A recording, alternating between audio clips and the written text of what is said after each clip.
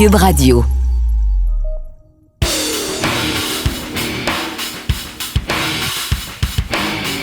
La Bills Mafia est inquiète. On ne reconnaît plus les Bills qui luttent maintenant pour une place en série. Est-ce qu'ils peuvent rebondir face aux Broncos lundi soir? Stop the count! Nous avons trouvé la recrue de l'année dans la NFL et il n'est pas celui qu'on attendait. Joshua Dobbs et les Vikings reçoivent les Saints après une victoire forte en émotion. Est-ce que le conte de fées peut se poursuivre? Les Chiefs partent en vacances. Les 49ers sont de retour sur le terrain.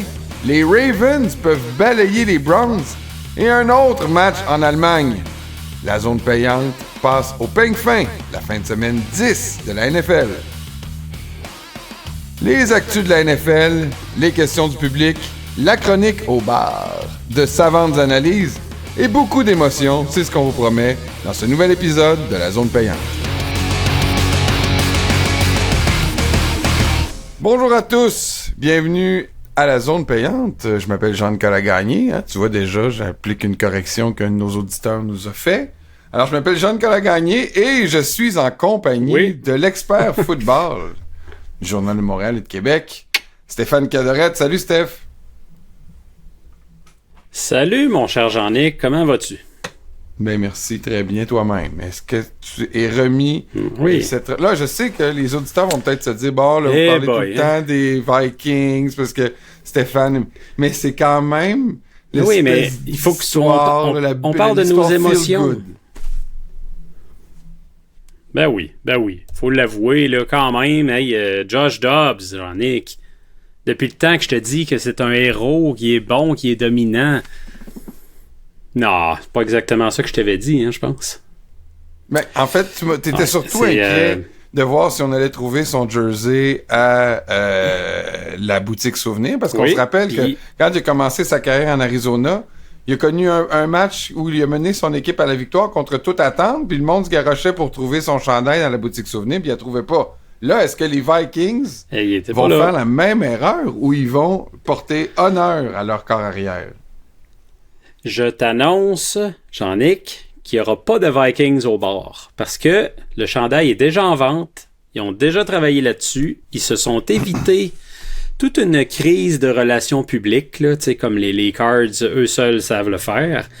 Donc, pas de scandale. Il y a des chandails de Josh Dobbs disponibles, puis il va s'en vendre comme des petits pains chauds. Parce que le gars, c'est toute une histoire. C'est drôle quand même. On rigole avec ça, là, mais écoute, il est à sa 5e équipe en 1 an. Il y avait eu, je pense, 17 jours pour se préparer à son premier départ avec les Cards. Il est arrivé à la dernière minute comme un cheveu sur la soupe. L'an passé, rappelle-toi, il est arrivé avec les Titans quand Tannehill était blessé. Il y avait eu 8 jours pour se préparer. Puis là, avec les Vikings, 5 jours. Il a pas pris un snap en pratique du centre Garrett Bradbury. Il a pas lancé une passe à un des receveurs des Vikings. Il est arrivé, puis au bout de 13 minutes dans le match, Darren Hall se blesse, embarque mon Josh Dobbs, va faire la job. Puis tu sais, sur sa première séquence à l'attaque, catastrophe, tu sais, il est victime d'un safety en plus. Écoute, ça allait pas bien, puis tout à coup, tu sais, plus le match va, plus il progresse, plus il commence à comprendre. Tu sais, c'est Kevin O'Connell, l'entraîneur-chef, qui donne les calls dans son écouteur, puis qui explique, OK, tel gars va être aligné à telle façon, il va avoir tel tracé. Il explique à mesure à peu près comment ça va se passer. C'est vraiment, là, tu dirais, on va faire une série là-dessus, puis le monde dirait après un épisode, on arrête d'écouter ça, c'est bien trop épais. Ça se peut pas ce qui est en train de se passer. Fait que c'est ça qui est arrivé avec M. Dobbs. On le sait que ça durera possiblement pas. Faut être réaliste, là, ça reste un corps arrière qui... et surtout un bon vagabond là, dans la NFL. Mais pour le temps que ça dure, on peut-tu triper un peu, Jean-Nic? En tout cas, toi, t'as l'air de triper, puis les partisans des Vikings commencent à rêver une place en série. Ils sont 5-4. Puis il n'est pas impossible que le conte de fées se poursuive. On va voir tantôt dans tes prédictions si tu penses ça. Il y a d'autres nouvelles aussi cette semaine qui ont pas mal marqué l'actualité de la NFL. D'abord, parle-moi des Bills, OK? Je sais que la Bills Mafia sont nombreux à nous écouter. On les salue. On sait qu'ils ont eu des années très bonnes. sont dans une bonne passe, là, la Bills Mafia. Puis là, écoute, une chance que les Jets ont perdu parce qu'ils auraient pu se retrouver à la fin de la semaine 9, 3e dans la division. Est-ce que tu commences à être inquiet pour les Bills ou la crème va remonter puis on s'inquiète pour rien si on est un partisan des Bills? Je suis partagé. Tu sais, je te dirais que tu disais, ils sont dans une bonne passe. En termes d'années, là, ces temps-ci, oui, mais là, les dernières semaines, c'est pas mal moins intéressant. Tu sais, ils ont eu 3 défaites en 5 matchs. L'attaque se cherche beaucoup. Tu sais, on commence déjà à remettre en question le play calling de Ken Dorsey, qui est le coordonnateur offensif. C'est un club qui court pas nécessairement assez. Tu sais, on voit, tu regardes les Bills, ça peut être trompeur parce que tu regardes 25 courses par match. C'est normal. Mais Josh Allen, à lui seul, compte pour beaucoup. Il compte pour 5-6 courses par match. Si tu enlèves ça, c'est une équipe qui court pas assez, qui est pas assez équilibrée. On a impliqué un peu plus dernièrement le Dalton Kincaid, l'ailier rapproché recru. Khalil Shakir aussi, le receveur de 2e année, qui était complètement disparu de la map, lui, depuis l'année passée. Donc, il y a des signes encourageants qu'on essaie de rééquilibrer un peu les choses, mais écoute, ce qui est inquiétant dans le cas des Bills, c'est la cédule. Là, faut pas se le cacher, c'est tout un défi.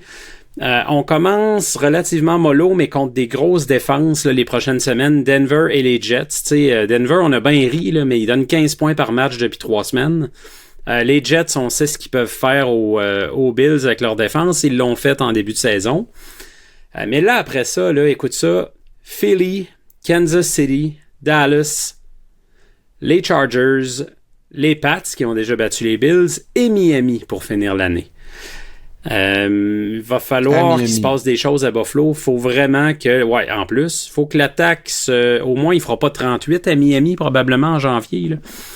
Mais il faut que l'attaque trouve des solutions. La défense, c'est quand même, ça reste une défensive top 5 de la NFL. Ils sont 5e en ce moment en termes de verges accordées. Donc, ils font encore le travail, mais c'est shaky là, en ce moment. Là. C'est pas stable.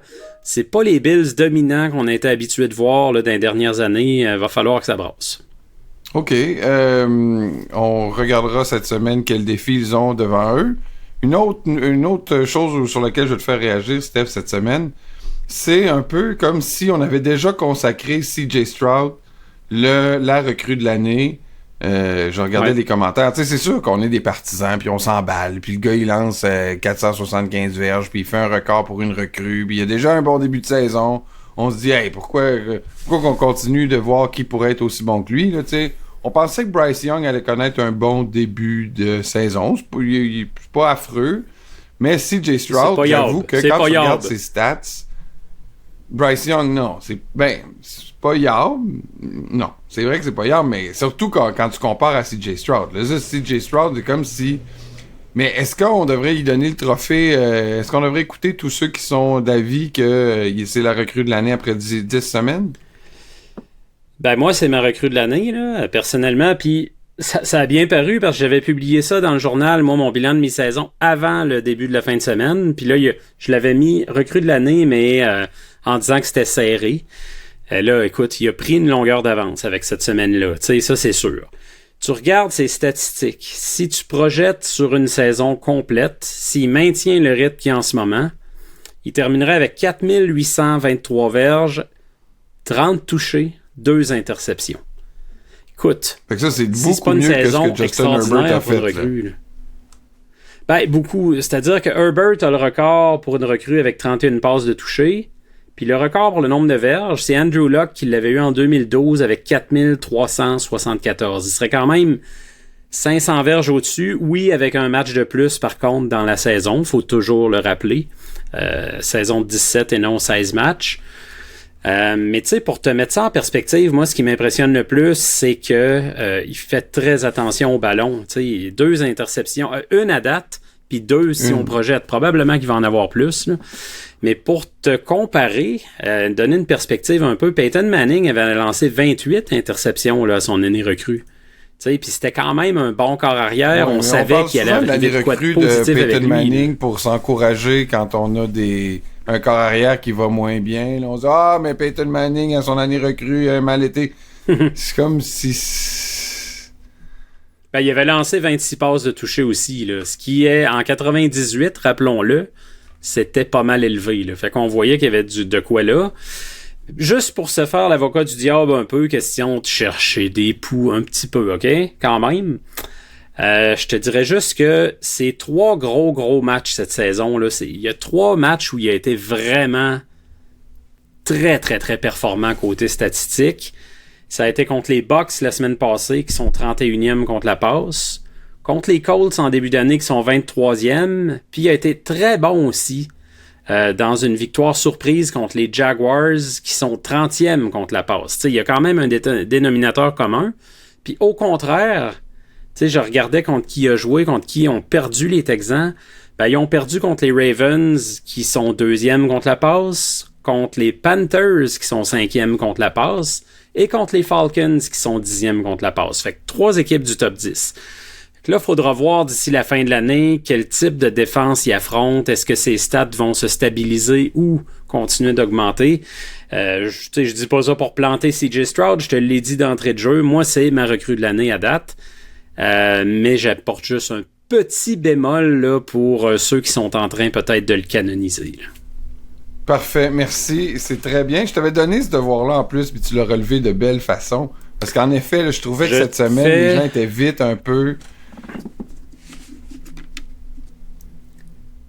Ben oui, c'est ça, mais moi je fais toujours mes devoirs, Jean-Nic, tu le sais, puis ça m'empêche pas de penser que malgré les devoirs que tu m'as donnés, c'est mon homme. Moi, si j'ai à mettre un petit 20 dessus, ouais, non, mais je suis d'accord. Je le fais sans saison, là, mais il y a aussi il reste bien de la balle à jouer. Hey, OK, on fait une pause, Steph. Puis après la pause, ben c'est la semaine 10, on va passer à travers les matchs de la semaine, bougez pas.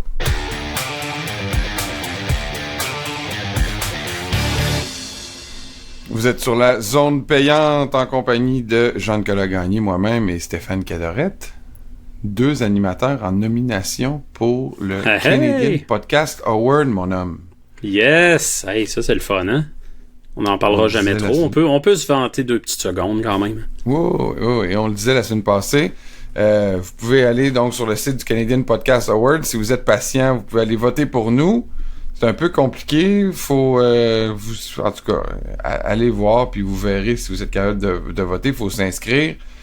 Donc, le Canadian Podcast Awards, la zone payante, donc, qui est en nomination. On va vous tenir au courant si on remporte ce trophée. OK. Hey, Steph, là, c'est la semaine 10 de la NFL. Je sais pas si c'était une bonne semaine la semaine passée. Moi, c'est assez ordinaire. 8 seulement bonnes prédictions en 14 matchs qu'il y avait la semaine passée. Donc, je suis 8 en 14. Ouais, 14 matchs. J'ai eu un 10 cette semaine. C'est bien correct. Bien correct. Ouais, on continue. C'est une semaine un peu bizarre, mais... Commençons cette semaine, jeudi, les Panthers, donc, qui se rendent à Chicago pour affronter les Bears. Est-ce qu'ils vont affronter Justin Fields? Ça en a tout l'air. Les Bears, d'ailleurs, qui sont favoris par 3,5. Ah, t'as l'air à douter, vas-y donc. Non, les Justin Fields pourrait là, potentiellement revenir. T'sais, il a recommencé à s'entraîner de manière, je pense, limitée là, jusqu'à date, mais chose certaine, les Bears, je pense que l'expérience Tyson Bagent, ça a été cool, c'était sympathique, mais faut que tu redonnes la balle à Justin Fields. C'est qui donc quand même. Ça, Tyson Bagent? Dès qu'il... c'est un gars là, qui est passé dans les dernières semaines, je sais pas si t'as vu, de 2e division, et tout ça. Là. Ouais, c'est ça, on a tendance à oublier vite dans ce temps-là. Mais tu sais, c'est un drôle de match, ça, parce que les Bears, on en parlait il y a quelques temps, ils détiennent leur choix de première ronde, et ils détiennent celui des Panthers aussi, dans l'échange l'an passé pour Bryce Young. Fait que c'est un win-win pour les Bears. Là, je te dirais, écoute, s'ils perdent, ils se rapprochent de la première place au draft. Mais s'ils gagnent, ben ils se rapprochent aussi parce que les Panthers perdent. Fait qu'ils peuvent pas perdre ce match-là, les Bears, techniquement. Mais puisqu'il faut y aller pour un vainqueur, moi je vais prendre les Bears, justement.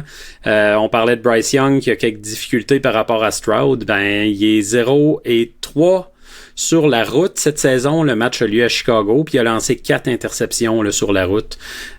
Écoute, ça va se poursuivre dans ce sens-là, je pense.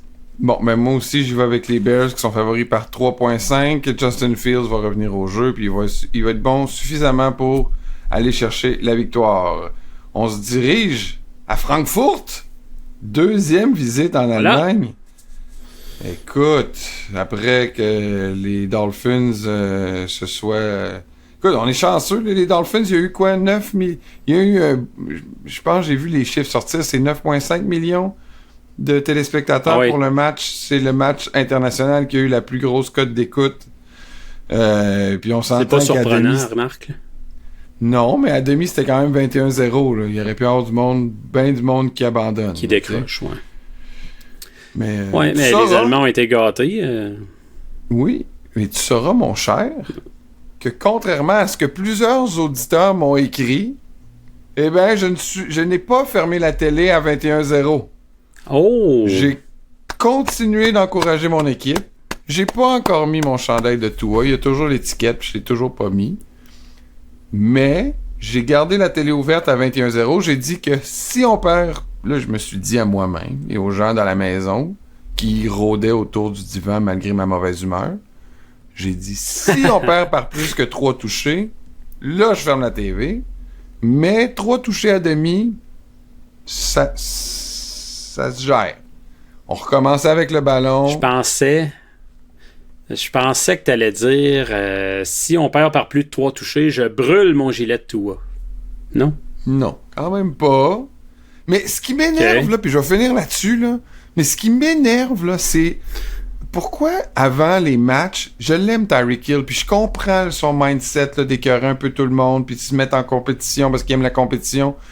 Mais pourquoi il écœure tout le monde, là? Pourquoi il a passé son temps à écœurer Jones, puis... Là, évidemment qu'ils sont craqués, puis là... Il a pas joué un bon match, Tyreek Hill. C'est lui qui a perdu le match avec son fumble qui a été retourné pour un touché, tu sais. Fait que j'aimerais ça que les gars commencent à se concentrer sur la game, là. Là, en plus, Hard Knocks va commencer à tourner dans le vestiaire des Dolphins pour leur série. Tu sais, c'est les Dolphins qui ont été choisis pour le reste de la saison. Je trouve que c'est beaucoup... Tu sais, j'y trouve déjà pas prêt au grand stage, là. Je trouve que c'est beaucoup de distractions pour une équipe qui a de la misère à gagner le samedi à 8h. Tu sais, j'aime pas bien ça. Ceci étant dit, il y aura pas autant de hype. T'as l'air d'un gars qui... T'es en train encore de vomir ta choucroute, là. Parle-nous de l'autre match en Allemagne, là. Oui, exact. L'autre match qui va se dérouler en Allemagne, ça sera pas un match avec autant d'attente que le match du week-end entre Patrick Mahomes et Tua. No. Mais reste que c'est les Pats, là, et Bill Belichick, là, qui traînent une réputation glorieuse. Donc, ils seront l'équipe receveur avec les Colts. C'est Gardner Minshew qui visitera donc Francfort. Les Colts qui sont favoris par 2 points pour remporter ce match, mon cher. C'est embêtant parce que ça a été des up and down pas mal, les Colts. Les Pats, ça a été surtout des downs. Mais écoute, j'ai encore de la misère à les rayer complètement de la carte. Je sais qu'ils sont pourris. Ils sont pourris jusqu'à maintenant, les Pats. C'est pas la question, mais... Ils sont dans les matchs, les Pats. Ils sont pas pourris. Ouais, mais hey, t'imagines-tu une époque pas si lointaine qu'on aurait osé dire ça, là? Écoute, la Pats Nation nous aurait reviré dans nos culottes en disant on n'est pas là pour être compétitif, on est là pour tout gagner. Tu sais, ils sont plus à ce stade-là. La Pats Nation, je sais plus ce qu'elle pense parce qu'elle se promène plus sur les médias sociaux pour nous dire ce qu'ils pensent. Ils se cachent. Ben, il y en a quelques-uns là déjà qui commencent à parler de premier choix ou de deuxième choix ou de troisième choix, puis c'est qui les bons corps arrière cette année, puis fait qu'on dirait qu'ils sont déjà un peu dans ce mode-là. Je pense pas que les vrais Pats, là, Bill Belichick et sa gang, ils sont dans ce mode-là.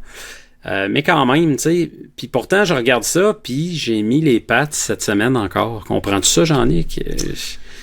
Mais oui, j'ai pas capable de me résigner au fait que ça reste une organisation sérieuse, puis je sais pas, j'y vais avec les Pats. Ben, moi, je taquine les partisans des Pats, évidemment, parce qu'ils m'ont si souvent taquiné dans le passé. Là, cette année, ils ont une année plus difficile.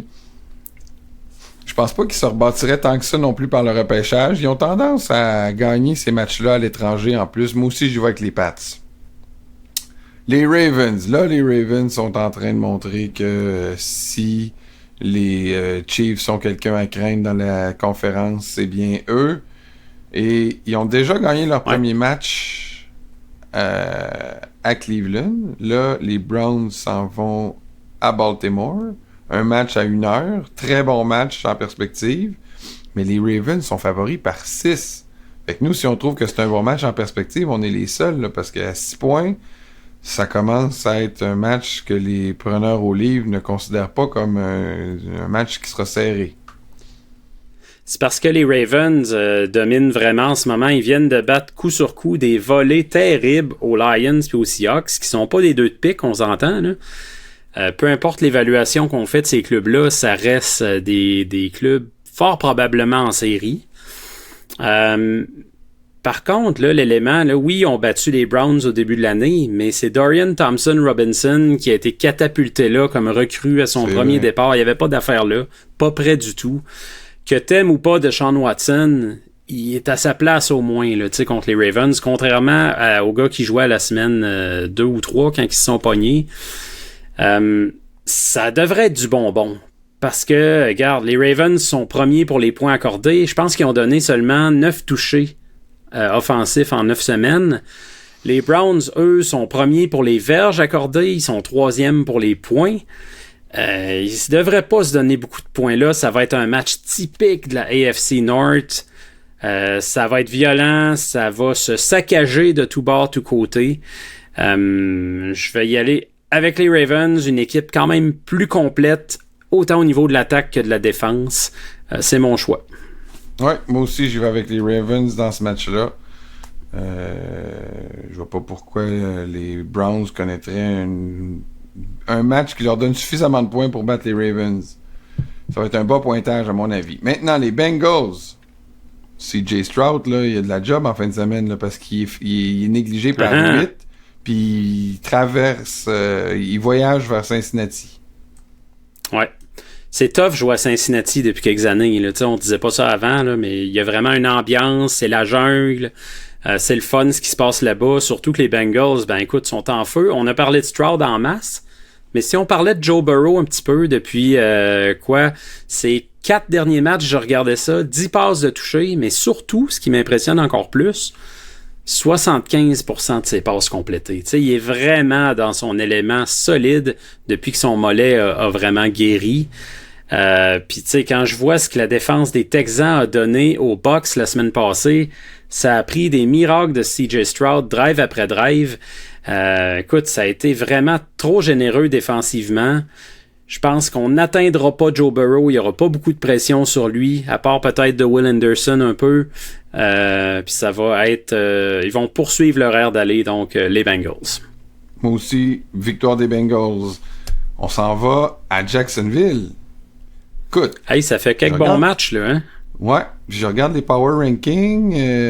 Sont toutes dans le top 5, mais il y en a même qui les placent 2 puis 3, là. Devant les 49ers, devant les Cowboys, devant les Dolphins, devant les Chiefs même des fois. Est-ce que les 49ers qui voyagent, donc ils traversent le pays pour aller à Jacksonville, ont, après leur bail, de quoi dans le réservoir pour remettre Brock Purdy en confiance? Ouais, ben les 2 équipes reviennent d'un bail, puis de quoi dans le réservoir, je pense que ça peut venir de Trent Williams puis Deebo Samuel. Les 2 devraient revenir au jeu. Ah oui? Bon. Ça, c'est un bon énorme plus. Parce que Deebo, c'est depuis que Deebo est pas là que ça va mal. Là. Ben, puis les 2, en fait, les 2 sont partis en même temps. Puis Trent Williams, il est vraiment important pour la ligne à l'attaque des Niners, parce que si tu regardes sinon du côté droit, à l'opposé de Williams, c'est un rare maillon faible dans cette équipe-là. Fait que t'as besoin d'avoir Williams puis en santé. Surtout que de l'autre bord, oublie pas qu'il y a l'autre Josh Allen, là, le Josh Allen qui compte quoi? 9 sacs du corps jusqu'à maintenant, je pense. C'est sa première vraie grosse saison dans la NFL. Il est en train d'éclore. Williams, sa présence va être très importante dans ce match-là. Puis tu mentionnais à quel point les Jaguars sont respectés. Oui, de mon côté, le seul doute que j'entretiens, ils donnent beaucoup trop de verges par la passe. C'est encore compliqué. Je pense que les Niners ont les armes pour les attaquer avec Kittle, Samuel, Brandon Ayuk, Christian McCaffrey en dehors du champ arrière. J'y vais, moi, avec les Niners qui vont rebondir cette semaine après 3 défaites. Ouais, moi tout. Là, je pense que 3 défaites, là, il y a de l'orgueil qui va prendre dessus. C'est ça, là. Écoute, s'ils perdent un 4e match, là, je vais vraiment être étonné. Victoire des 49ers, moi aussi. Écoute, on s'ostine pas bien cette semaine. Est-ce que c'est là où le bas va blesser? Est-ce que les Vikings, tes Vikings, qui jouent avec émotion, courage, cœur, des jeunes qui mettent leur cœur sur le terrain, leur trip sur le terrain, est-ce que tu vas les abandonner cette semaine en prenant les Saints?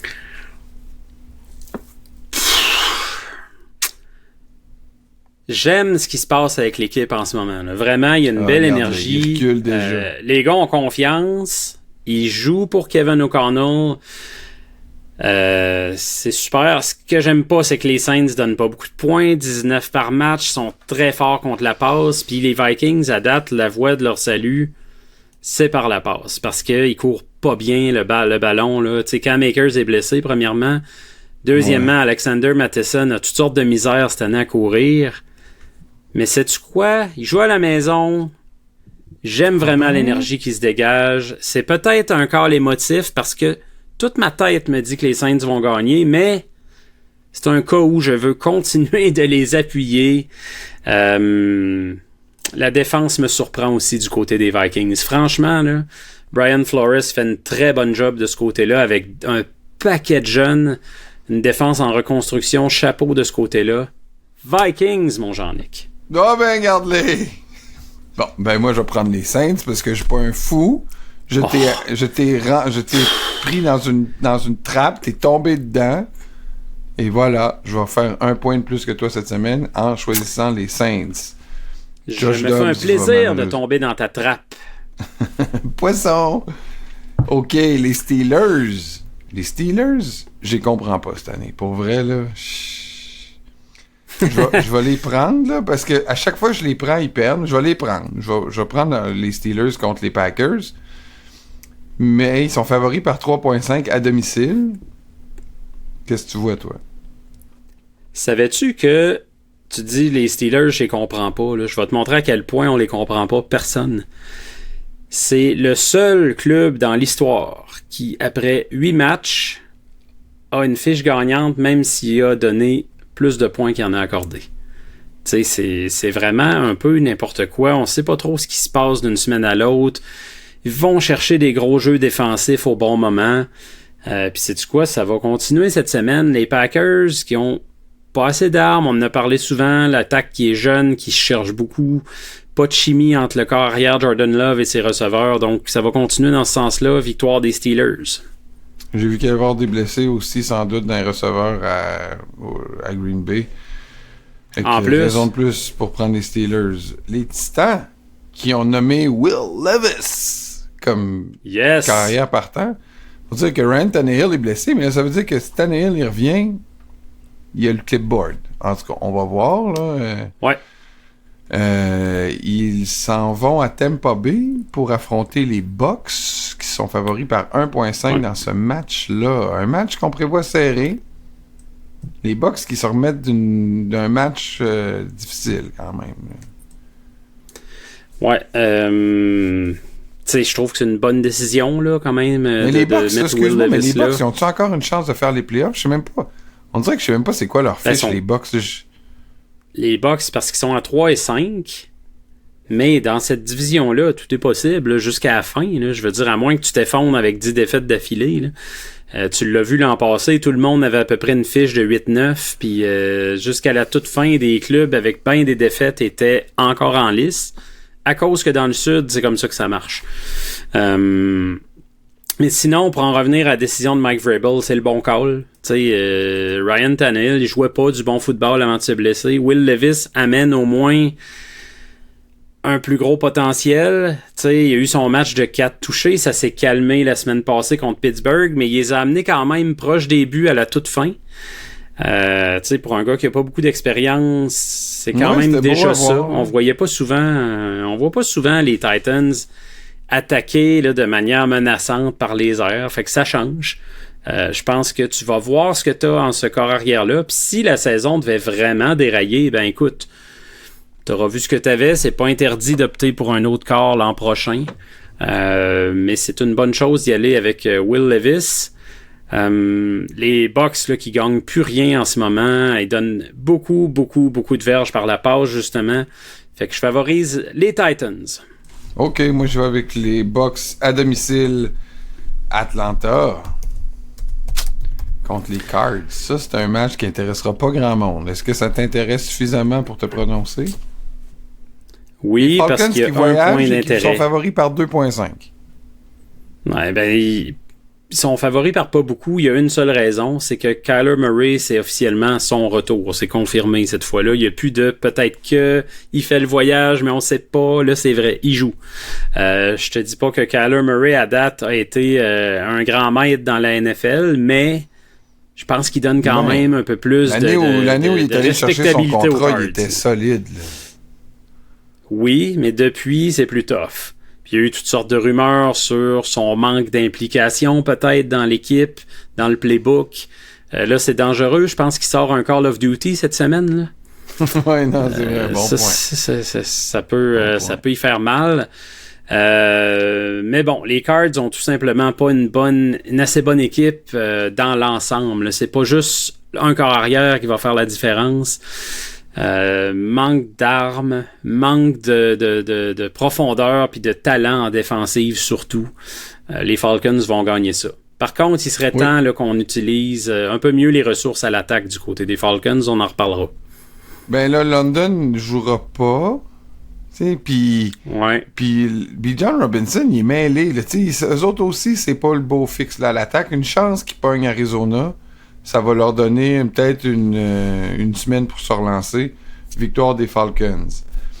Les Chargers, là, on parlait des Steelers, là, qu'on comprend pas. Là, les Chargers qui remontent tranquillement pour essayer de se tailler une place en série. Ils sont encore dans la course, au plus fort de la course. Reçoivent les Lions. Là, les Lions, c'est le temps de montrer qu'ils sont pour vrai, là. Ouais, ben en plus, bon, c'est sûr que c'était l'attaque des Jets là, lundi soir, c'est trompeur, mais j'aimais ce que je voyais de la défense des Chargers. Très violent, rapidement au ballon, des gros hits, Derwin James entre autres. Ça fait un bout que je l'avais vu en forme de même. Mais tu sais, ça reste les Jets. Faut être prudent. Mais écoute, les Lions, par contre... Oui, joue bien. On peut-tu parler de Zach Wilson encore? Je sais que c'est notre tête de turc à la zone payante, là. Mais... c'est comme... Tu veux vraiment parler de ça? Mais pourquoi il garde le ballon longtemps de même? Breece Hall, là, tu le vois, il sort dans le flanc, whoop, lance à Breece Hall. Il va pogner, il va faire 2-3 verges, peut-être 5, peut-être 10. Mais fais-toi pas plaquer 8 verges en arrière de la ligne de mêlée. Et qui est par là? Pauvre partisan des Jets avec Zach Wilson. Puis là, en plus, tu vois Aaron Rodgers qui roule les yeux sur le bord. Là, t'as vu, hein? Il y a un des joueurs des Chargers qui est allé voir Aaron Rodgers après le match. Ouais. Puis il a dit, hey, puis quand est-ce que tu reviens jouer? Puis il a répondu, in a few weeks. Donne-moi une couple de semaines. Mais après, il a parlé plus tard à Pat McAfee. Puis là, il a dit, ouais, j'ai dit ça un peu à la blague, là. C'est pas réaliste encore quelques semaines. Okay. Fait qu'on le sait plus, là. Rodgers, tu le sais, là, il aime ça, entretenir le mystère autour de lui. On parle de lui, on spécule sur lui. Tu sais, il dit souvent qu'il aime pas ça trop, là, les médias et tout ça, mais pourtant, il fait à peu près tout pour que, tu sais, se faire remarquer. Moi, je pense qu'il va revenir finalement avant la fin de la saison, sauf si, évidemment, les Jets sont tout croche rendus là, ça vaudra pas la peine, là. Mais en ce moment, c'est très, très, très souffrant de voir aller cette attaque-là. Il n'y a pas de doute. Les Lions contre les Chargers, tu mets qui? Ouais, mais les Lions, écoute, ils ont éprouvé quand même des difficultés contre des corps arrière potables là, dernièrement, contre Lamar Jackson. Geno Smith avait eu le dessus sur eux aussi en début de saison. Je fais confiance à Justin Herbert, Jean-Nic, dans ce match-là. Ça va être pas mal une surprise là, si ça arrive, mais j'y vais avec les Chargers. Les Lions qui sont favoris par 1.5. Là, c'est que c'est pas comme... Ah, ben tu vois, c'est pas... Ouais. OK. Fait que... Puis les Chargers... Les preneurs au livre, ils mettent jamais des grosses spreads contre eux parce qu'on dirait qu'ils savent pas. Je vais y aller avec les Lions. Mais... Vraiment parce que j'ai l'impression que les Chargers, si c'est un match qu'ils doivent gagner en fin de match, ils réussiront pas à aller le chercher. Je vais prendre les Lions. Là, on va passer vite, là, les Giants contre les Cowboys à Dallas. Hey boy! Quel volley ça va être, ça. Hey, les plus, Giants sont déjà mauvais, puis là, Daniel Jones est blessé, c'est Tommy DeVito qui va jouer parce que Tyrod Taylor aussi est blessé. Hey, il m'a te dire une affaire, là, c'est une rivalité à sens unique depuis des années, puis ça va l'être encore plus dimanche. Cowboys par 1 million. J'ai la défense des Cowboys dans un de mes pools. J'ai bien hâte de voir ce match-là. Les Cowboys sont favoris par 15 points. Ça devrait être ça. Tu vas te régaler. Les Commanders se rendent à Seattle. Eux autres aussi traversent le pays pour aller jouer les Seahawks. Les Seahawks sont favoris par 6. Ouais, ça, c'est pas si évident que ça en a l'air. Les Commanders, tu sais, sont durs à saisir, je trouve, cette année. Sortent des très bons matchs. Mettons contre Philadelphie, ils ont très bien joué, là, même s'ils ont perdu. Ils s'accrochent, ils sont pas mal dans tous les matchs. C'est rare qu'ils sont déclassés. Mais là, en plus, les Seahawks, tu regardes ça dernièrement, ils sont pour 500 à leurs 4 derniers matchs. L'attaque qui a marqué seulement 15 points en moyenne dans cette séquence-là, un peu plus difficile. Je continue quand même de croire que c'est une meilleure équipe all-around, là, entre guillemets. Une défense aussi qui a fait 27 sacs du corps cette saison. Ça va être difficile pour Sam Howell. Il va avoir de la pression d'en face. Seahawks. Seahawks, moi aussi. Les Jets.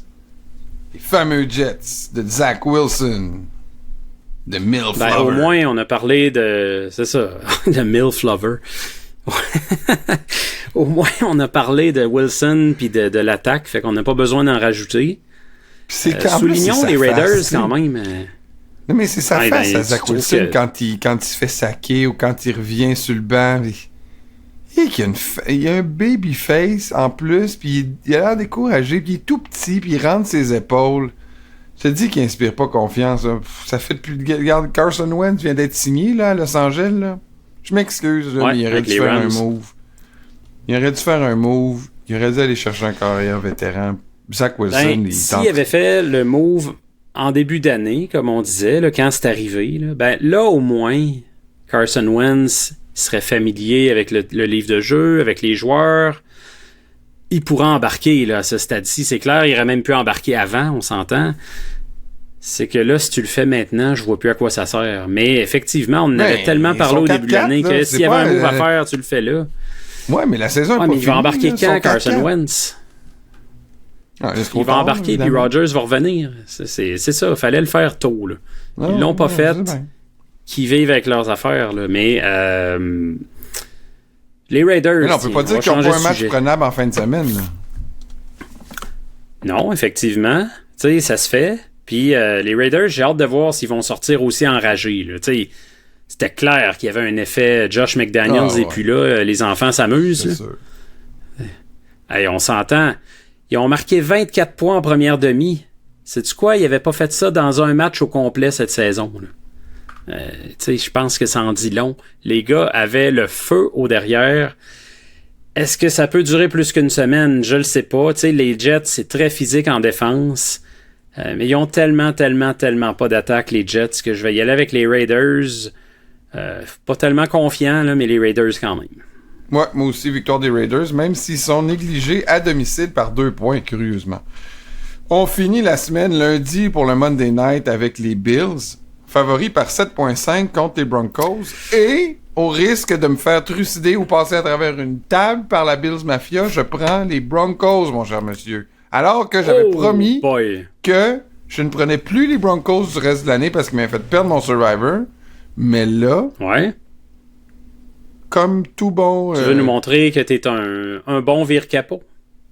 Je vais vous montrer qu'il y a seulement les fous qui changent pas d'idée. Et comme je ne fais pas partie de cette catégorie, je change d'idée et je prends les Broncos qui sont négligés par 7,5 points. Puis ça, mon cher monsieur, c'est du courage. Pourquoi? Ouais, du courage, mais on veut savoir pourquoi. Ben, d'abord parce qu'ils reviennent d'une semaine de bye. D'abord aussi parce qu'ils sont capables de faire des points. Puis ils sont capables de jouer dans une température qu'ils risquent d'avoir à Buffalo au mois de novembre. Puis je sens que les Bills sont pas en confiance, puis qu'ils vont encore subir une défaite serrée. Et que Broncos, let's ride. Bon, tu t'es expliqué, j'aime ça. C'est ça qu'on veut. Ben écoute, t'as parlé déjà pas mal du match, là. C'est sûr qu'il y a un danger, là. C'est un match trap, là, pour les... un match piège pour les Bills. L'attaque, on en parlait, là, ils n'ont pas mis plus de 25 points depuis le 1er octobre. Là. Ça fait plus qu'un mois quand même. Tu parles pas d'un problème, ça va se régler, ça va se régler. Quand ça fait un mois que ça dure, ça devient récurrent. Mais il reste que, je regarde, là, je vire ça de tout bord, tout côté. Je me dis, ils ont quand même un alignement qui est supérieur à celui des Broncos. Je pense qu'ils peuvent mettre la pression contre la ligne à l'attaque moyenne de Denver. Non, je peux pas aller dans ton sens. Je vais y aller avec les Bills. C'est ce qui conclut nos prédictions pour la semaine 10 de la NFL. Restez là parce qu'après la pause, c'est les questions du public. Maintenant, bougez pas. Questions du public. OK. On est de retour à la zone payante. C'est l'heure maintenant des questions du public. On va commencer tout de suite avec Thomas de Bordeaux. Putain, Thomas! Ouais! Comment ça va? Super! Écoute. Alors, je vais lire rapidement son courriel. Voici votre tableau de résultats. 10 pour Stéphane, comme mentionné. 8 en 14 de mon côté. Fait qu'une semaine plutôt normale. Bon. Dimanche après-midi, j'ai eu une pensée pour Jean-Nic devant le match Miami-Kansas City à Francfort. J'imagine que Jean-Nic avait commencé à regarder le match avant d'éteindre à la mi-temps devant la déroute de ses Dolphins. Eh bien, non! Pas cette fois-ci. Je sais pas d'ailleurs pourquoi. Je me suis étonné moi-même. Je me suis dit, quel homme pareil. Quel homme capable de faire... de reprendre sur lui-même et de regarder le match au complet. J'étais très fier de moi. Bon, reviens à la question, là. Lors du match Miami-Kansas City, suite à une balle arrachée à Tyreek Hill, le joueur de la défense des Chiefs qui récupère le ballon a réussi une passe arrière à son coéquipier qui était libre au moment où il était ceinturé. Résultat, un touché. D'après vous, pourquoi ne voit-on pas plus souvent de passes vers l'arrière au cours des matchs, notamment sur des actions préparées, pas seulement sur des jeux improvisés, pas seulement non plus sur des jeux défensifs? N'y aurait-il pas avantage pour une équipe à travailler ses passes arrière en entraînement comme on le voit au rugby en Europe et prévoir des jeux avec au moins une passe surprise afin de surprendre les défenses?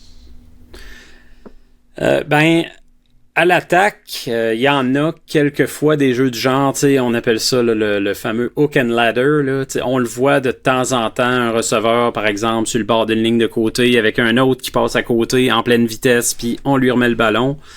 Mais il reste qu'il y a une grosse part de risque, là, des jeux comme ça. Si tu perds le ballon, ça peut devenir un gros point tournant. Puis c'est pareil en défense. Là, on l'a vu sur un revirement. On en a vu quelques fois des passes arrière ou latérales, là, mais c'est pas long que le ballon peut se retrouver au sol.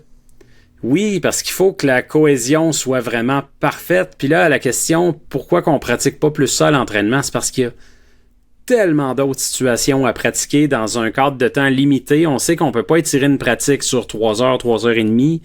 Il y a un temps limite dans la NFL que les joueurs donnent à chaque semaine à l'entraînement sur le terrain, je parle. Donc c'est ça. Là. C'est peut-être une situation qu'on se dit, pour le risque, ça en vaut peut-être pas la chandelle. Faut pas le faire trop souvent. Là. Matt Baker, le retour de Matt qui est le partisan des Dolphins, le partisan des Cowboys, le plus triste du Québec. Ça a été tough en fin de semaine pour Matt, sûrement. Là. Ouais. Salut les boys, bravo pour votre nomination. Merci. Encore une Ouais, fois, merci. les Cowboys avaient une chance de gagner un duel important. Comme c'est souvent la tendance depuis quelques années, ils sont tout prêts, mais une fin rocambolesque et une autre défaite. Qu'est-ce qui explique qu'à chaque fois l'équipe est dans le coup pour gagner, mais choke à la toute fin? Le talent est-il bien présent? Est-ce la faute de Dak, coach Mike? Ou à l'étranger, c'est pas possible qu'on gagne? C'est vrai que là, ils commencent à avoir une petite réputation de homer, les Cowboys. Merci de m'aider encore une fois. Qu'est-ce que tu réponds à Matt? Premièrement, est-ce qu'ils ont le talent? Oui, là, à un moment donné, là, c'est une très bonne équipe, les Cowboys. Ça fait un bout même. Je regarde du côté offensif qui ont peut-être pas eu autant de talent là, entre Dak, ses receveurs, Tony Pollard. Mais il y a souvent des situations mal gérées. Tu sais, tu regardes en fin de match, là, ils se retrouvent avec 27 secondes. Premier et les buts à la ligne de 6. Les chances de gagner sont quand même bonnes à ce moment-là, on s'entend. Là, tu pognes 2 punitions sur cette séquence-là. C'est inacceptable. Là. Un hors-jeu, donc un joueur de ligne qui n'est pas à son affaire, et une punition pour delay of game. Tu sais, trop de temps pour avoir mis le ballon en jeu. Ça tombe sur une mauvaise communication entre les joueurs, tu sais, Dak Prescott principalement, et le personnel d'entraîneur. Tu peux tout simplement pas. Après ça, il arrive une passe incomplète. Puis là, on est rendu dans une situation de... T'es plus à la porte des buts. T'es rendu 25 verges, 26 verges plus loin. Ça a été très mal géré. C'est la gestion des fins de match, là. C'est la gestion du match. Moi, je trouve que c'est souvent un problème du côté des Cowboys. Mike McCarthy. Tu sais, les gens aiment blâmer Dak Prescott. Fine, mais on blâmait Tony Romo avant ça. Puis Dak Prescott a quand même 20 game-winning drives, là, des poussées victorieuses en fin de match depuis qu'il est dans la Ligue en 2016. Ça le met au 7e rang dans la NFL chez les corps arrière actifs. Mais il faut noter une chose, là, tous les corps arrière actifs qui sont devant lui, j'ai regardé, ils sont là depuis 2012 ou avant. Fait que tu sais, il y en a eu là, des beaux moments de Dak Prescott en fin de match qui a sauvé son équipe. Faut peut-être le lâcher un petit peu. Moi, je pense que le problème est plus du côté coaching, préparation dans ces situations-là. On est un peu paniqué, on n'est pas en contrôle. Puis je pense pas que ça revient forcément à Dak Prescott. Fred qui nous écrit, il nous dit je suis un tout nouveau membre du groupe, mais fidèle auditeur depuis l'époque avec Jean. Salut Fred, on salue aussi notre ami Jean. Question pour vous. J'ai remarqué pour la première fois cette semaine à plusieurs reprises des joueurs de défense qui, après le jeu, prennent le ballon et le reculent pour influencer l'arbitre, peut-être, dans le placement du ballon. J'ai même vu un joueur des Bengals le faire et a été surpris de voir que le ballon a été placé exactement où il avait fait son geste. Alors que les joueurs des Bills semblaient avoir tombé une bonne demi-verge plus loin. Selon moi, ça devrait être une punition pour un joueur défensif. Qu'en pensez-vous?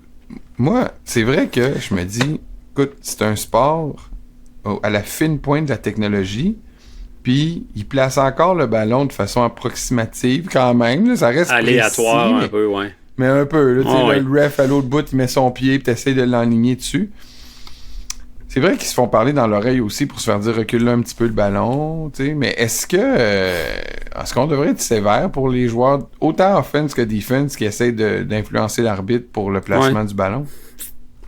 Ouais, moi je pense que oui. Tu sais, je suis d'accord avec ça. À un moment donné, touche pas au ballon, c'était pas rapport à ça.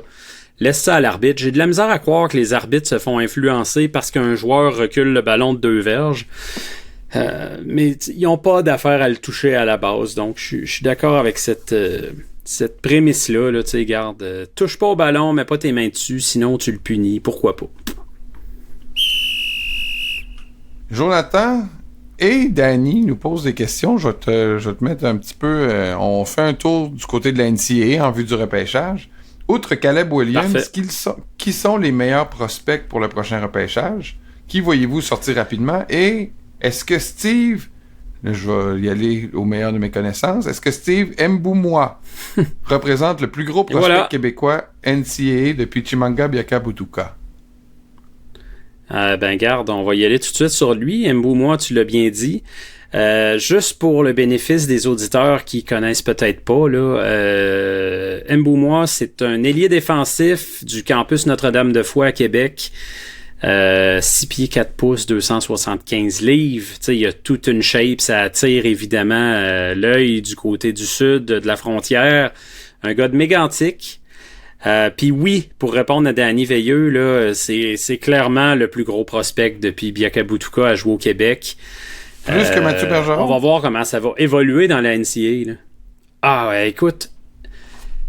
Tu sais, Mathieu Bergeron, là, il sortait d'un petit programme collégial à Thetford. Il a été joué à Syracuse, qui est une très bonne université. Là. On va pas cracher là-dessus. Mais là, Mboumois, recruté par Alabama, recruté par Georgia.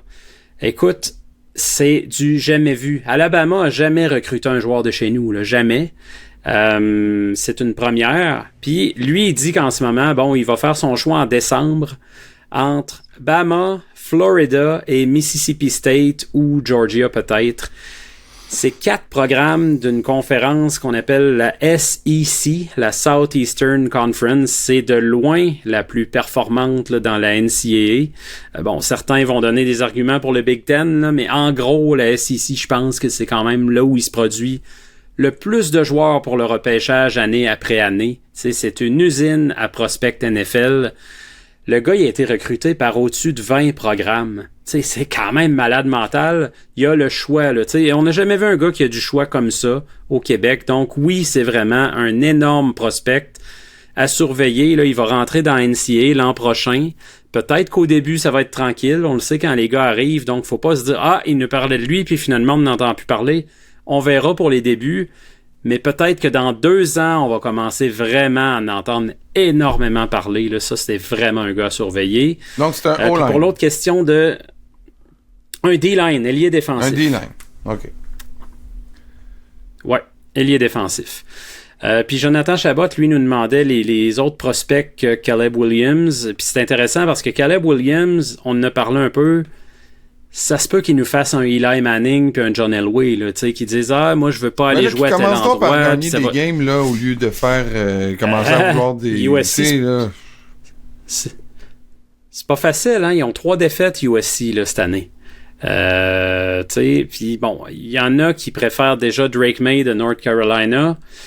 Je pense que Caleb Williams a peut-être plus d'outils, mais côté attitude, il y en a certainement qui vont être moins refroidis par un Drake May qui est peut-être plus modeste.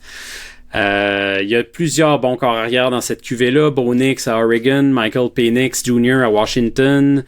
Mais si tu regardes d'autres prospects de grande qualité, je pense aux Bears, entre autres. Ils pourraient, à la limite, s'ils décident de se séparer de Justin Fields, c'est pas fait encore, mais ils vont être au sommet du repêchage ou tout proche. Ils pourraient décider de se ramasser un corps arrière et, avec leur 2e choix de première ronde, d'aller prendre un Marvin Harrison Jr., oui, le fils de l'autre.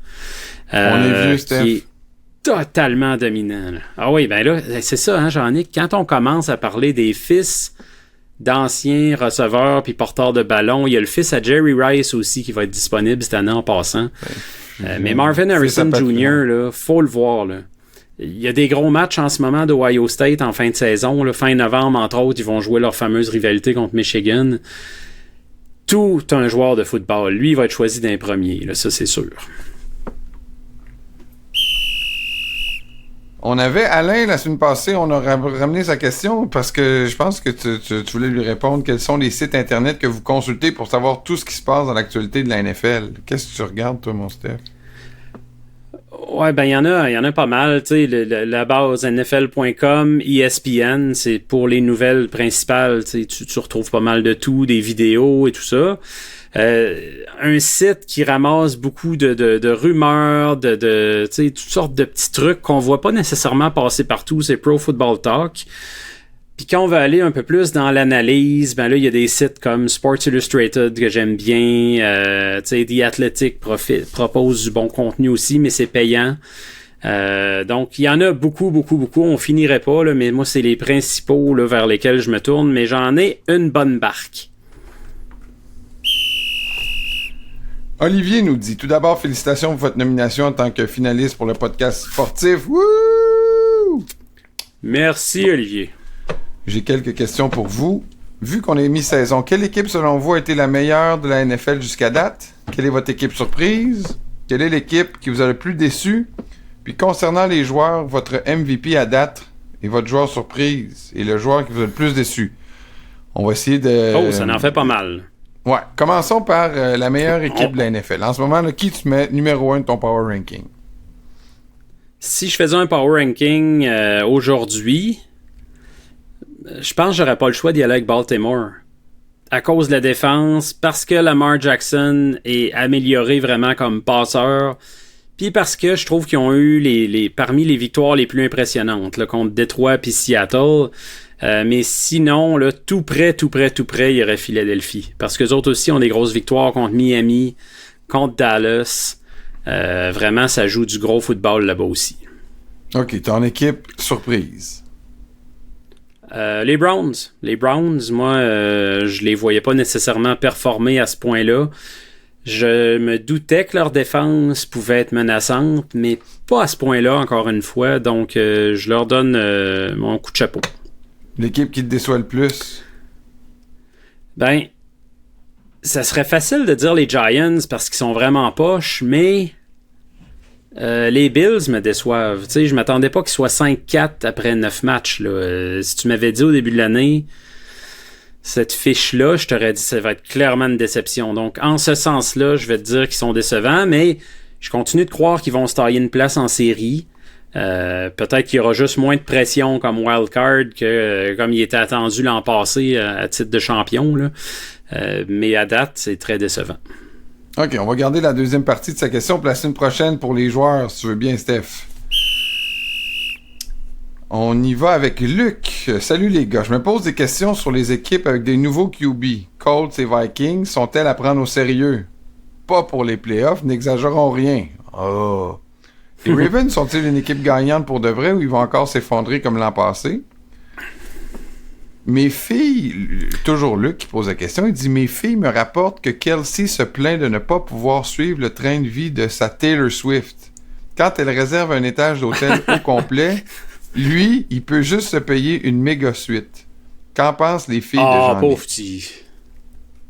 Hey, là, vas-y en premier. C'est... Bon, ben, vous saurez, Luc, que j'ai fait mon travail de collègue d'information de façon rigoureuse. Et je suis allé interroger mes enfants à propos de cette situation que vous me rapportez. Et mes filles ont dit, c'est simple, ils n'ont qu'à se marier et mettre leur argent en commun et ensuite faire les dépenses de façon commune. Alors, aïe, c'est bon ça. Oui, c'est bon. Est-ce qu'il y aurait un brin de belle naïveté touchante là-dedans, Jean? Peut-être qu'il y a un brin de naïveté. Mais ça montre à quel point la jeunesse d'aujourd'hui est axée vers le partage et ce qui est à toi est à moi. Alors voilà, Luc, pour la dernière partie de ta question. Maintenant, mettons qu'on y va avec les... Rapidement, là, est-ce que les Colts et les Vikings sont à prendre au sérieux avec leur nouveau corps arrière? À prendre au sérieux, ça dépend à quel point. Je pense qu'à la limite, les Vikings ont une chance aux séries. Peut-être pas les Colts. Ah oui? Regarde-les. Mais je pense que les Vikings vont faire les séries. Mais je les vois pas veiller tard. Fait que si sérieux pour Luc, c'est faire un long bout de chemin en janvier, non. Mais ce serait déjà quand même tout un exploit de faire les séries. Ben oui. Mais ça risque d'être pour le privilège d'aller se faire détruire par les Eagles ou quelque chose comme ça. Les Ravens sont une vraie équipe cette année? Ben, je comprends pas pourquoi ils posent la question, année, Luc, parce que ils ont eu des années où ils ont choqué. Il y avait 3/4 du monde blessé. C'est normal, à un moment donné, là, d'être essoufflé quand t'arrives en playoff. L'année passée, non, je suis d'accord, mais Lamar Jackson a quand même un dossier d'1 et 3 en série. C'est ce qu'il veut dire, je pense. Est-ce que cette année, ils peuvent faire plus?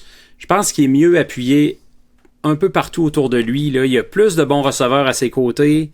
Il y a une défense qui est vraiment top qualité. Cette année, c'est l'année ou jamais là, pour les Ravens. Jean qui nous pose la question, pourquoi sur le casque des Steelers y a-t-il le logo du club seulement sur un côté? Hey, ça, là, ça m'a fait chercher un peu. Je suis content des fois quand il y a une question comme ça parce que ça a l'air niaiseux, mais c'est des trucs. Moi, en tout cas, je le savais pas, là, personnellement. Puis ce que j'ai lu, c'est que les premiers casques des Steelers, quand ils sont arrivés dans la NFL, c'était des casques dorés. Puis là, quand on a décidé de créer ce logo-là, ben il y avait du jaune, là, du doré dedans. On s'est dit sur des casques jaunes, ça paraîtra pas. Donc on a changé le casque pour noir. Mais quand le propriétaire a dit au préposé aux équipements, maintenant, bon, tu vas nous coller un logo là, sur le casque, ben lui, il l'a interprété un haut mot, un logo, il l'a mis d'un côté. Puis c'était en 1962. Puis les Steelers ont fini avec 9-5 cette année-là. C'était leur meilleure saison dans la NFL à ce jour-là. Puis ils se sont dit, écoute, on va quand même pas changer une recette gagnante. Donc, il y a un brin de superstition là-dedans qui fait que c'est la seule équipe de la Ligue qui a un logo sur un seul côté du casque. Wow, merci Jean. Donc, pour merci la question. Jean pour la question. Jérôme nous pose la question. Quel est votre film préféré sur le football? Oh! Et puis il y en a des bons. Il y en a des bons. Puis Jean-Nic, je veux t'entendre aussi là-dessus. Mais moi, ce film-là m'a inspiré quand j'étais jeune. Je suis pas capable d'en décrocher. Je sais que l'histoire est probablement romancée un tout petit peu, mais j'adore encore et toujours Rudy. Et voilà. Mais oui.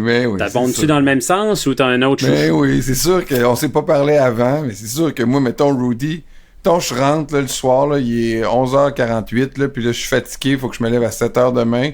J'ouvre la TV, un geste totalement déraisonnable. Là, je me dis, je vais ouvrir la TV 2 minutes. Je tombe sur Rudy, c'est sûr que je l'écoute, même avec les pauses à la fin qui durent 5 minutes, là. Juste pour voir Rudy embarquer sur le terrain, là. Puis voir le concierge partir en se tapant dans les mains. Ah ben oui. Tu sais, puis les gars qui remettent leur chandail un par un sur le bureau. Puis Rudy, c'est l'équivalent un peu de Rocky. Oui. Non, mais c'est sûr qu'il y a le film l'histoire de Michael Orr. Là. C'est sûr que c'est quand même un bon film aussi. Il y a Remember the We Titans. Are Marshall. We Are Marshall. C'est ça. Il y a plusieurs films. Mais c'est sûr que Rudy... Même si c'est un film qui n'est pas trop axé non plus sur le football, là, mais ça reste quand même. Mais c'est toute la préparation, puis le dévouement, puis. C'est beau, c'est beau. Son, Rudy, son là, frère. regarde, c'est parfait. C'est bien. Parlant de moment parfait. Est-ce qu'on pouvait mieux finir qu'avec le moment Robin? Robin, cette semaine, qu'est-ce qu'il nous dit, Robin? Salut à vous deux, et pendant que j'y pense, Jean-Nic me fait craquer quand il parle à la française. Est-ce que je fais craquer Robin? Bon. Je pense que oui. Robin, je pense que là, on commence à être un petit peu trop proche, là. Bref, rappel sur un de vos récents au bar. À la question demandée à la foule où était né Hitler, je vous gage que la moitié serait tombée dans le piège de répondre en Allemagne. Alors, Robin qui fait un peu d'histoire, en effet. Hitler est né au Saguenay. Question. J'ai essayé d'en prendre une courte et facile pour Jean-Nic. Pour vous, quelle équipe qu'est-ce qu'il veut dire par là? Une courte et facile pour Jean-Nic? Hey yo, wow. Oublie pas qu'on est en nomination pour le Canadian Podcast Award, puis que ce genre de petites blagounettes, là, ça sera pas bien vu là, par les juges, là. Alors, par le comité des sages très sérieux. Exact. Pour vous, quelle équipe de la NFL a le plus beau costume, laquelle a le plus beau logo et lequel a le plus beau nom? Pour Robin, c'est les Vikings et les Ravens et le plus beau costume. Je sais pas pourquoi ils appellent ça des costumes, là. C'est pas du monde qui vont passer l'Halloween, mais bon. Et son plus beau nom, c'est les Patriots. Alors, de ton côté, quelle est l'équipe que tu trouves qui ont le meilleur accoutrement? Et quel est le nom de l'équipe qui te plaît le plus? Le plus bel uniforme, c'est le classique rouge des 49ers, pour moi. J'ai bien de la misère à aller vers autre chose. Là, il y aurait peut-être les Raiders qui me feraient pencher. Mais j'aime les trucs classiques un peu comme ça, là, qui se démodent pas, qui vont toujours être là, t'as pas besoin de le changer 122 fois comme les Jaguars le font depuis plusieurs années maintenant, là. Plus le beau nom, ouais, facile, encore là. Ça. Raiders, ça a quelque chose d'intimidant, là, des pirate, le logo aussi, je trouve, là, tu sais, c'est... Ouais, moi, ça m'inspire de ce côté-là. Puis c'est quoi l'autre question? Le nom? Oh, le nom. Non, c'est le nom. Les Vikings, oui, évidemment. Ouais, bon. Moi, oui, je vais y les aller. Vikings, c'est sûr et certain que c'est le plus... Bon, moi, j'aime beaucoup... C'est des conquérants, les Vikings. C'est vrai. Moi, j'aime beaucoup les équipes qui ont un chandail orange. J'aime quand les Dolphins mettent leur chandail orange. J'aime quand les Broncos aussi mettent leur chandail orange. Il y en a une autre équipe là, qui a un chandail orange, un alternate orange. J'aime l'orange. Mm-hmm. Et je dois avouer T'aimes les noms de que poissons. j'aime les noms. Les noms d'animaux, je suis pas un fan. Je suis pas contre, là. OK. Mais tu sais, les Dolphins, je trouve ça cool quand même. Les Eagles, je trouve ça cool quand même. Mais c'est sûr qu'un bon vieux nom comme les Titans, je trouve ça cool aussi. Tu sais, j'aime ça, moi aussi. J'aime les noms qui ont l'air un peu intimidants. Les Steelers aussi, je trouve ça original, là, tu sais, Steelers, les gens se donnent vraiment... ils se reconnaissent dans leur ville de l'acier. Ça aussi, je trouve ça cool. Ouais, l'identité là, des travailleurs, Ouais. des travailleurs de l'usine, puis tout ça, ouais. Ouais, exact. C'est vrai. C'est ce qui conclut donc cette période de questions. Merci encore d'avoir participé. On le répète à chaque semaine, on n'a pas eu le temps de prendre toutes vos questions. On va en prendre la semaine prochaine. Vous pouvez continuer à nous faire parvenir vos questions. Vous pouvez nous interpeller sur les médias sociaux, sur Twitter, sur Facebook. Écrivez-nous, envoyez-nous vos questions. Vous pouvez aussi être membre de notre groupe de discussion sur Facebook, Nos précieux conseils de fantasy football. Donc, ajoutez-vous à la nombreuse liste de membres du groupe Nos précieux conseils de fantasy football sur Facebook. Et vous pouvez aussi nous envoyer un courriel à l'adresse suivante. La zone payante à commercial québécoismedia.com. Merci Steph, on fait une pause et après la pause, c'est le moment d'aller au bar. Bougez pas. Oui, monsieur.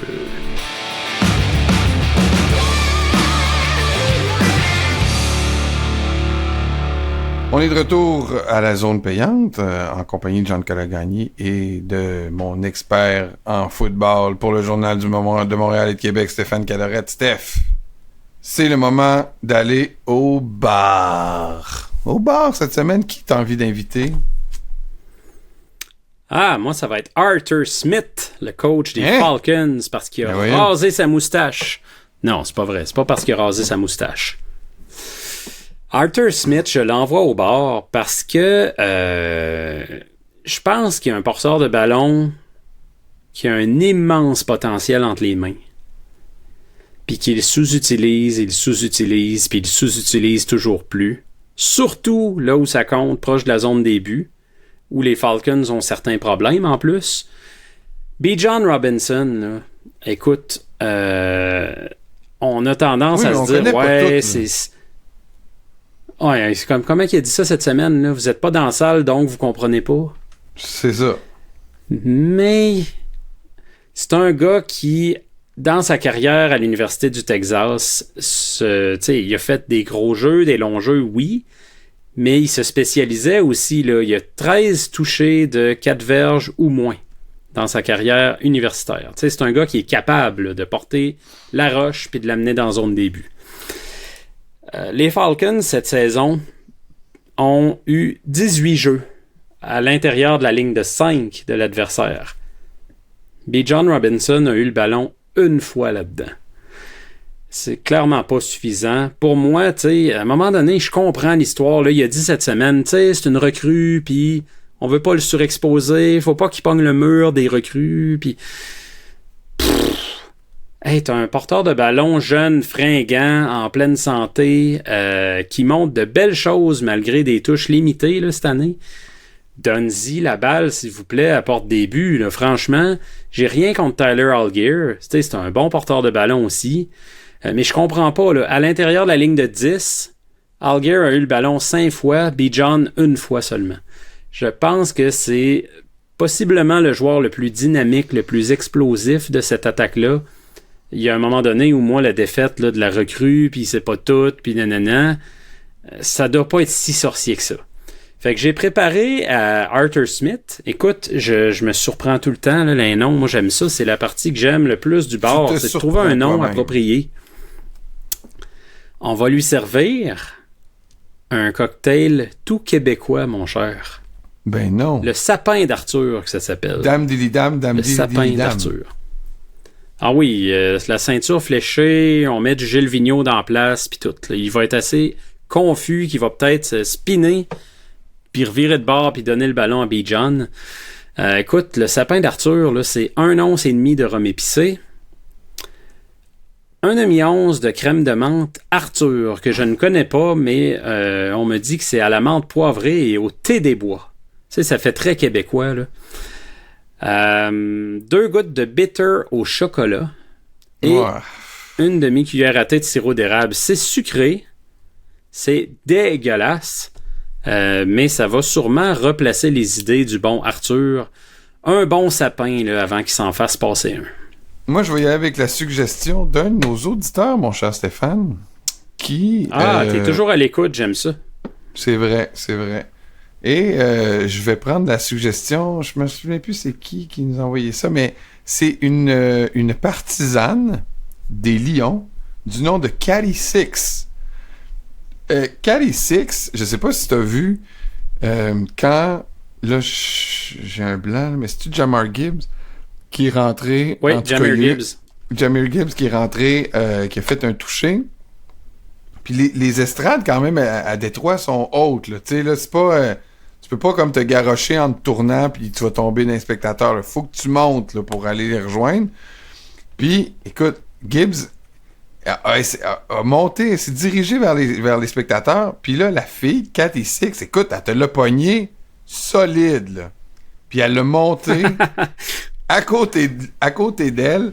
Puis ils ont pu festoyer le toucher ensemble. Puis il m'a dit, quand je dis toucher, là, Catty Six, elle touchait le joueur. Là. Elle était vraiment heureuse de l'avoir à côté de lui. Elle a pogné le casque. Elle a vraiment le pris dans ses bras. Tout ça à côté de son chum, par ailleurs, là, qui était là. Et je sais tout ça parce que ça fait l'objet d'un reportage, imagine-toi donc, dans les médias de Détroit ensuite. Ah boy. Parce que c'était quand même, la scène était étonnante là, de voir la fille. Je dis pas que les filles nous surprennent pas par leur force, mais dans ce cas-ci, même elle expliquait que c'était sans doute l'adrénaline qui avait donné la force d'agripper Gibbs à ce point pour l'aider à monter dans les estrades. Et ils espèrent que ce nouveau Detroit Leap sera une nouvelle tradition et que ça pourra se poursuivre. Donc, un clin d'œil aux partisans cette semaine. Puis, j'avais peur que tu la punisses. Non, je la punis pas. J'abondais dans le sens de notre auditeur. Et puis, au risque de paraître un vieux macho, ça va me faire plaisir de l'inviter au bar. Elle a un chum, là, de toute façon. Elle n'a pas à s'inquiéter. Mais c'est quand même une jolie jeune demoiselle qui était donc dans les premières rangées du match des Lions. Et imagine-toi donc que je vais l'inviter pour boire un Velvet Touch. Comme j'ai trouvé qu'elle avait une bonne touche et qu'elle a touché le joueur. Mais là, je me suis quand même donné un défi de prononciation. Alors, on commence avec un Straight Rye Whiskey. Ensuite, une demi-once de Amaro Nonino Quintessentia. Et une autre demi-shot de Pedro Jiménez Sherry. T'es sûr qu'on trouve ça à la SAQ? Non, monsieur, il faut se le concocter soi-même. Il n'y a pas de mixologue assez compétent dans ce monopole d'État pour te concocter ce cocktail. C'est pour ça que je te donne la recette. Et j'espère que Cathy va le... On va prendre un seul. Et je vais quitter en bon gentleman avant que le soleil se couche en la mettant dans un Uber pour qu'elle retourne chez elle. Voilà. Ça, c'est poli. Puis pour répondre à ta question, la question était de Jean Bourbeau qui nous a demandé, qui nous a permis de nous éduquer sur le logo des Steelers. Ah, d'accord. Donc, salutations une deuxième fois à Jean. J'espère que tu sauras participer à l'émission dorénavant parce que tu amènes du contenu très intéressant. Sans toi, le show serait rien. Bon, peut-être que je saurais un peu. OK. On conclut là-dessus, mon cher Steph. Merci à toi d'avoir été là cette semaine, comme d'habitude. Bonne semaine numéro 10 et j'espère pour toi que les Vikings vont remporter le match. Mes Dolphins sont en congé. Est-ce que votre équipe va remporter le match? Bien hâte de vous entendre. N'hésitez pas à nous écrire et on se retrouve la semaine prochaine pour une autre édition de la Zone Payante. Bye!